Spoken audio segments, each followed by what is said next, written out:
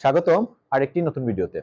আজকের ভিডিওতে আমরা ১৯তম শিক্ষক নিবন্ধন নিয়ে বেশ কিছু ইম্পর্টেন্ট কথা বলবো। আ আমি গত কয়েকদিন হলোই তো আপনার হচ্ছে ১৯তম শিক্ষক নিবন্ধন নিয়ে বিভিন্ন ফেসবুক গ্রুপে বিভিন্ন পোস্ট দেখছিলাম। সেখানে কিছু গ্রুপে আ এই শিক্ষক নিবন্ধনের বিষয়টাকে এমনভাবে দেখানো হচ্ছে যে, যে নতুন সিলেবাস বা যে নতুন নিয়মে পরীক্ষাটা হবে, সেই নিয়মটাতে শোনা যাচ্ছে যে ভাইভাতে মার্কস থাকবে। তো সেই বিষয়গুলোকে একটু জটিল করে দেখানো হচ্ছে, একটু ভীতু করে মানে যেন এমন করে দেখানো হচ্ছে যেন পরীক্ষার্থীরা ভীতু হয়ে যায়।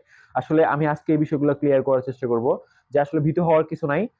নতুন সিলেবাস অনুযায়ী আমি কিন্তু আগের আগের যে ভিডিওগুলো আমার এর আগে একটা ভিডিও দেওয়া ছিল যে আপনি কিভাবে প্রিপারেশনটা নিবেন, সেই ক্ষেত্রে কিন্তু আমরা বলছিলাম যে 200 মার্কের পরীক্ষা হওয়ার কথা আছে।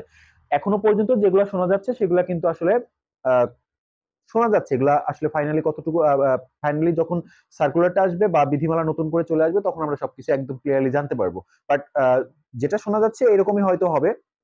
বাট এটাতে ভীতু হওয়ার কিছু নাই। হ্যাঁ, আমরা লাস্ট আমাদের যে আগের ভিডিও ছিল সেখানে কিন্তু আমরা বলছিলাম যে আমি 200 মার্কের পরীক্ষা হবে, একটা হচ্ছে 100 মার্ক হবে জেনারেল, আর জেনারেল মানে হচ্ছে আপনার বাংলা, ইংলিশ, অঙ্ক আর সাধারণ জ্ঞান, আর বাকি 100 হবে হচ্ছে সাবজেক্টিভ বিষয়। এবং এই পরীক্ষাগুলো কেমনে হবে একটু আহ, আজকে আমি আইডিয়া দেওয়ার চেষ্টা করবো। বাট আমি বলতেছি এটা একটা অনুমান বা এটা শোনা যাচ্ছে এরকম হওয়ার কথা।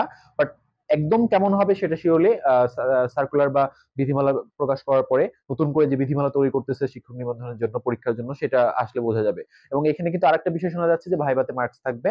আহ, যেমন আগে ভাইভাতে আগেও ছিল, ভাইভাতে 20 মার্কস ছিল, সেখানে সাবজেক্ট আপনার হচ্ছে সার্টিফিকেটের উপর, অর্থাৎ আপনার যে রেজাল্ট ছিল এসএসসি, এইচএসসি, অনার্স মাস্টার্স, সেই রেজাল্টের উপর ভিত্তি করে কিন্তু কিছু মার্কস আপনি পাইতেন ভাইভাতে। এখন কিন্তু টোটাল ভাইবার মার্কসটা 20 মার্কস হচ্ছে আপনার, টোটালি হচ্ছে আপনার ভাইবা পরীক্ষার উপর ডিপেন্ড করবে। এবং এই আগে যেটা ছিল যে ভাইবাই কোনো পাস ফেল ছিল না, ভাইবাই জাস্ট অ্যাটেন্ড করলেই হয়তো, মানে পাস করতে হয়তো, কিন্তু ভাইবাই অ্যাটেন্ড করলেই এটা আপনার মেইন চাকরি পাওয়ার জন্য এই মার্কসটা যোগ হইতো না। বাট এখন কিন্তু সেটা হবে।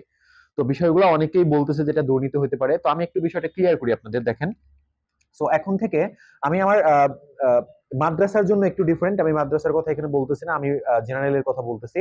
অর্থাৎ বিশেষ করে আমি আমি কথা বলবো হচ্ছে আমার ভৌত বিজ্ঞান, অর্থাৎ physics, chemistry school assistant teacher যে ভৌত বিজ্ঞান, এবং পদার্থ বিজ্ঞানের যে প্রভাষক, এই দুইটা পদ নিয়ে কথা বলবো, কারণ আমি এই দুইটা পদ নিয়ে কাজ করতেছি।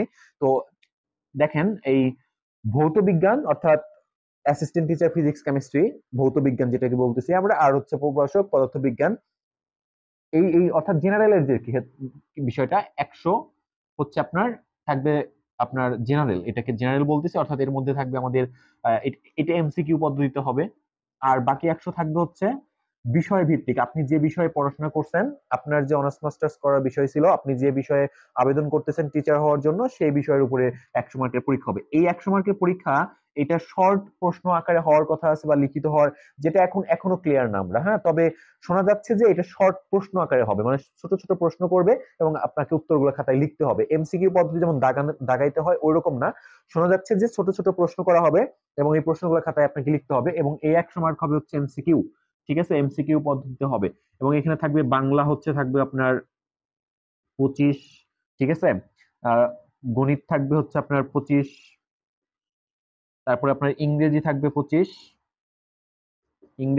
25, এবং আপনার হচ্ছে যে সাধারণ জ্ঞান, যেটা সাধারণ জ্ঞান, এইটা থাকবে হচ্ছে 25 থাকবে। এই হচ্ছে এখানে 100। ঠিক আছে, আবার এই 100 হচ্ছে আপনার বিষয় ভিত্তিক। আমি আবার বলতেছি যে আপনার যে বিষয় নিয়ে পড়াশোনা করছেন, আপনি অনার্স কমপ্লিট করছেন বা মাস্টার্স কমপ্লিট করছেন, সেই বিষয়ের উপরে, অর্থাৎ আপনি যে বিষয়ে টিচার হতে চাচ্ছেন সেই বিষয়ে থেকে প্রশ্ন করা হবে এই 100 মার্ক। এই 100 মার্কের প্রশ্ন দুইটা প্রসেসে হওয়ার এখনো পর্যন্ত কথা চলতেছে।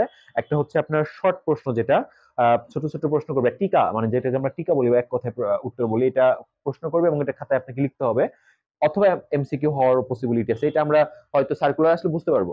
এবং আর বাকি হচ্ছে আপনার হচ্ছে 20 মার্ক, এটা হচ্ছে ভাইবা। ঠিক আছে, এই 20 মার্ক হচ্ছে আপনার ভাইবাতে হবে। এবং চেঞ্জটা কোথায় দেখেন, চেঞ্জটা হচ্ছে এই 20 মার্কের আগে কিন্তু চাকরি পাওয়ার ক্ষেত্রে এই লিখিত, যেটা লিখিত আপনার বিষয়ভিত্তিক যে লিখিত হইতো, এই লিখিত পরীক্ষাটাই কিন্তু আপনাদের চাকরি পাওয়ার ক্ষেত্রে আমাদের আগে আহ মানে ভূমিকা রাখতো আর কি। আপনি যত ভালো লিখিত পরীক্ষা দিতেন সেইখানে কিন্তু আবার চাকরিটা হয়ে যেত। বাট এখন কিন্তু আর ভাইভাই শুধু পাশ করলেই হয়তো, আগের যে সিস্টেমটা ছিল এটা চাকরি পাওয়ার ক্ষেত্রে ভাইভাই পাশ করলে আপনার লিখিত মার্কের উপরে হচ্ছে আপনার চাকরিটা হইতো। এখন কিন্তু এই দুইটা মিলেই আপনার টোটাল মার্কসটা যোগ হবে, ভাইভাটা এই লিখিত এটার সাথে যোগ হয়ে কিন্তু আপনার চাকরিটা হবে। ঠিক আছে, এবং এখানে কিন্তু আপনার আর সার্টিফিকেটের উপরে মার্কস যেটা ছিল যে প্রায় 12 মার্কস আপনার সার্টিফিকেটের উপর ছিল, এবং এই 20-এর মধ্যে 12 সার্টিফিকেটের উপর ছিল, এবং 8 কিন্তু ছিল আমাদের ভাইভাই এই প্রশ্ন উত্তর দেওয়ার উপরে। তো এখন কিন্তু আর সেটা থাকতেছে না, এখন টোটালি কিন্তু ভাইবার আপনি পারফরমেন্সের উপরে এই 20 মার্কটা ডিপেন্ড করবে। তার মানে এখন এই বিষয়টাকে অনেক গ্রুপে আমি দেখলাম যে অনেকেই এটাকে ভীতু মানে ভয়ঙ্কর ভাবে দেখাচ্ছে যে এটা দুর্নীতি হতে পারে বা এটা ইয়া হয়ে গেল। আমার কাছে বিষয়টা আমি পজিটিভলি নিচ্ছি। দেখেন, আহ, কারণ আপনি টিচার হবেন, আপনাকে অবশ্যই আপনার সাবজেক্টে আপনাকে ভালো করতে হবে। আপনি যদি আপনার সাবজেক্টে ভালো হন তাহলে এই 20 মার্ক আপনার জন্য তেমন কিছু না। আপনি ভালো প্রিপারেশন নিয়ে আপনি ভাই যাবেন, ভালো উত্তর করবেন, আপনি কিন্তু চাকরিটা পেয়ে যাবেন। কারণ আপনি টিচার হবেন, আপনি আপনার সাবজেক্টে যদি ভালো জ্ঞান না রাখেন তাহলে কেমনে আপনি স্টুডেন্টদের পড়াবেন বা ইয়া করবেন। এই জন্য আমার কাছে এখন এই সিস্টেমটা ভালো হয়, আপনি মানে টেনশন করার কিছু নাই। এবং এই সিস্টেমের মাধ্যমে কিন্তু যারা অরিজিনালি মেধাবী তারা কিন্তু টিচার হয়ে আসবে, এবং এটা কিন্তু আমাদের শিক্ষা ব্যবস্থার জন্য খুবই ভালো। ঠিক আছে, এখানে অনেকে বলছে দুর্নীতি হওয়ার সুযোগ আছে, এই আছে সেই আছে, না, আমি এটা মনে করতেছি না। আপনি ভালো প্রিপারেশন নিবেন, তাইলে আপনি কিন্তু এইসব আপনার টেনশন না, কিভাবে পরীক্ষা হয় না হয় এটা কিন্তু আপনার দেখার বিষয় না। আপনি আপনার বিষয় ভিত্তিক, এখন মোট কথা হচ্ছে এই যে সিস্টেমটা চলে আসলো নতুন, এই সিস্টেমের ফলে আপনার যেটা হবে যে আপনার বিষয়ে আগে যেটা করতেন যে বাজার থেকে একটা গাইড গুইড কিনে এনে কোনো ভাবে কিছু সিলেক্টিভ আপনার প্রশ্ন পড়াশোনা করে মুখস্থ করে গিয়ে রিটেনে আমি একটা ভালো একটা পরীক্ষা কিছু মোটামুটি একটা ভালো মার্কস ক্যারি করতাম, দেন চাকরি হয়ে যেত, এই সিস্টেমটা কিন্তু এখন আর থাকবে না। সরকার কিন্তু চাচ্ছে যে আপনি যে বিষয়ে টিচার হবেন সেই বিষয়টা সম্পর্কে আপনি ভালো জ্ঞান রাখেন কিনা সেটা কিন্তু আপনার দেখে নিবে এখন থেকে। এবং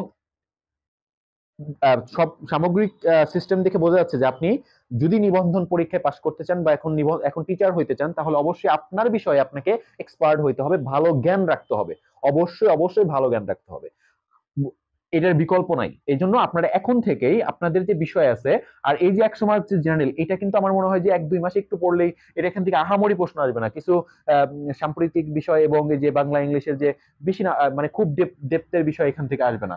মানে মোটামুটি একটা ভালো পরীক্ষা দিলে কিন্তু এটা কভার হয়ে যাবে, মোটামুটি একটু প্রিপারেশন নিলেই। কিন্তু আপনার বিষয়টা হচ্ছে চাকরি পাওয়ার ক্ষেত্রে পার্থক্য, কে পাবে কে পাবে না, এটা আমার মনে হয় যে পার্থক্য ঘটবে হচ্ছে আপনার বিষয়। এই বিষয় ভিত্তিক যে 120 মার্ক, এখানে 120 মার্কস বলবো আমি, কারণ এই 100 তো বিষয় ভিত্তিক, আর ভাই ভাই যে প্রশ্নগুলো করা হবে আমার মনে হয় ম্যাক্সিমাম প্রশ্নই আপনাকে করবে আপনার বিষয়ের উপরে। তো আমি এই জন্য বলতেছি 120 মার্ক এই জায়গাটাতে আপনাকে ব্যাপক মানে প্রিপারেশন নিতে হবে, ব্যাপক, আপনি যদি এই চাকরিটা কনফার্ম করতে চান।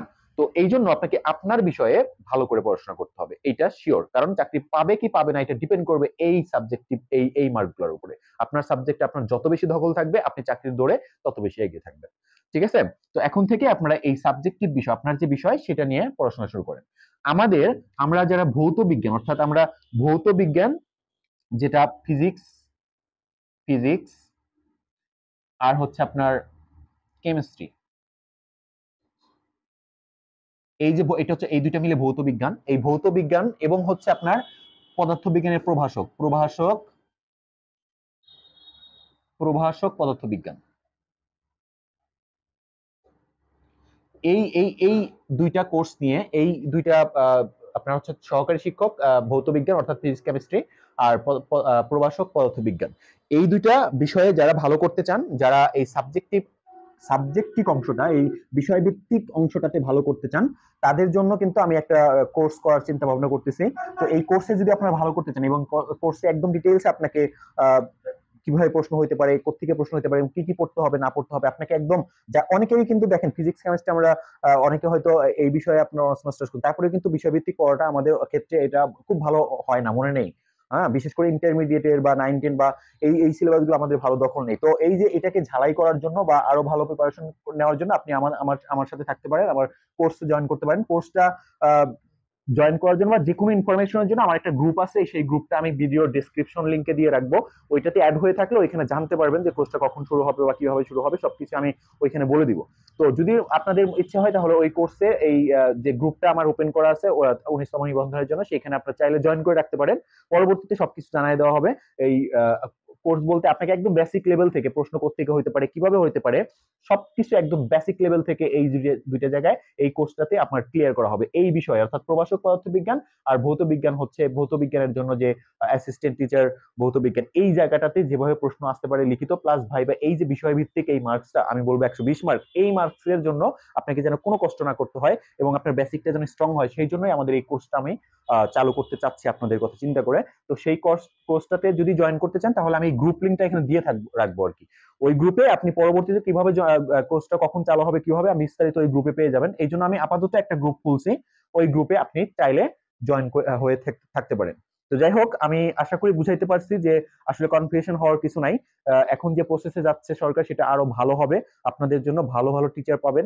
আপনারা বিষয়ভিত্তিক ভালো করে পড়াশোনা করেন, বিষয়ভিত্তিক ভালো পড়াশোনা করলে আপনি দেখবেন যে আপনি লিখিত প্লাস ভাইবা খুব সহজে মানে পার হতে পারতেছেন। ঠিক আছে, আপনার চাকরি ইনশাল্লাহ কনফার্ম হয়ে যাবে, কেউ ঠেকাতে পারবে না। তো এই জন্য বিষয়ভিত্তিক পড়াশোনাটা আপনাকে ভালোভাবে করতে হবে। আশা করি আমি আমার বিষয়টা বুঝাইতে পারছি। হ্যাঁ, এখানে আসলে প্যানিক হওয়ার কিছু নাই। তো যাই হোক, দেখা হচ্ছে পরবর্তী ভিডিওতে। সেই পর্যন্ত সবাই ভালো থাকেন। আল্লাহ হাফেজ।